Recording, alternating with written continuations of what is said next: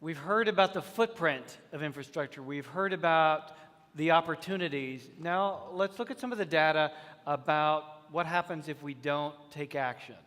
So I would like to welcome to the stage Jonathan Behrendt, who is the District Sales Manager from Expeditors International, and his presentation on the cost of congestion, here on stage one. Good evening, everybody. All right, so I need to tell you about my commute in this morning. So you got to picture this in your mind, if you will. I head out on the main highway outside my home, and there is not another car in sight. It's beautiful.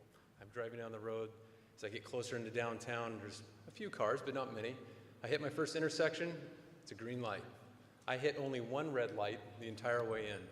I get to the parking garage downstairs. There's a spot right next to the elevator. This is an absolutely disappointing commute for me. Let me tell you why. I'm here to talk about congestion on Oregon's transportation system. I was hoping for some buy-in this morning, a real 10-car pileup in front of the parking garage or something like that. So a little disappointed, but we'll power through. So I'm sure it's not too hard for you guys to imagine either how frustrating it is to sit in traffic, right? In our modern age, I can't imagine a bigger waste of time than sitting in traffic, right? It's equally frustrating for businesses, especially businesses like mine. I work for a company called Expeditors International.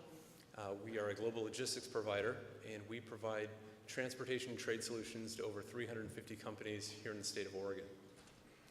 Our companies that we serve represent pretty much every traded sector industry in the state. They range from large multinational corporations to small mom and pop shops.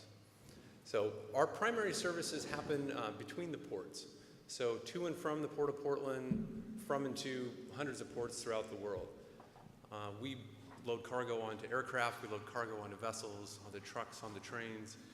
We manage documentation and information flows. We facilitate customs clearance processes in countries all around the world. Now, none of these services can happen, however, without what we call the first and final mile network.